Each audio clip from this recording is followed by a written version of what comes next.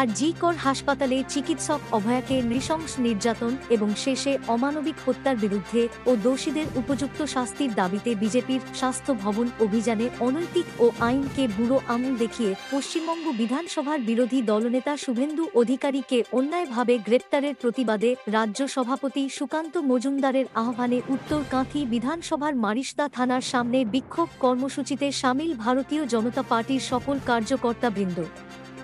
উপস্থিত ছিলেন মণ্ডল সভাপতি অনুপ পণ্ডা, বিপুলের ধারা, রাজশেখর মণ্ডল, বিষ্ণুপদ মাইতি, গৌতম পর্জা, মৃদুল প্রধান, নয়ন গিরি, গোপাল মহাপাত্র, প্রদীপ মাইতি, উত্তম মান্না, শয়ঙ্ক মণ্ডল প্রমুখ। শান্তিপূর্ণ আন্দোলনের উপর তারা আঘাত হানে এবং আমাদের নেতৃত্ব এবং কার্যকর্তাদেরকে অ্যারেস্ট করে তারই প্রতিবাদে সারা বাংলা জুড়ে যেভাবে প্রত্যেকটি থানার সামনে বিক্ষোভ মিছিল সংগঠিত হচ্ছে তারই অঙ্গ হিসাবে মারিসদা থানার পুলিশ প্রশাসনের ভবন মারিসদা থানার সামনে আমরা বিক্ষোভ দেখালাম যে তারা যাতে নিরপেক্ষভাবে কাজ করে, যেখানে সক্রিয় থাকার কথা সক্রিয় থাকতে হবে এবং বিরোধী দলের উপর যাতে কোনো রকম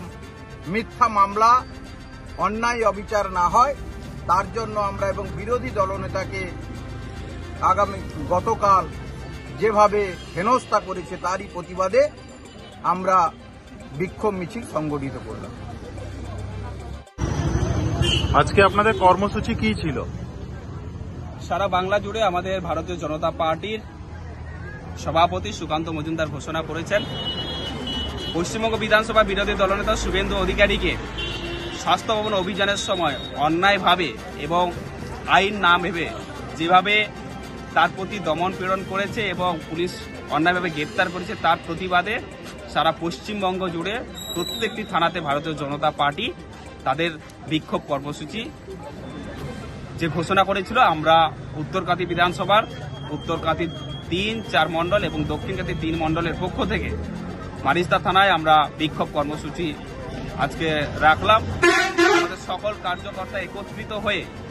পশ্চিমবঙ্গে যে অরাজকতা চলেছে, আরজি কর কাণ্ড নিয়ে সরকারের যে মিথ্যাচার,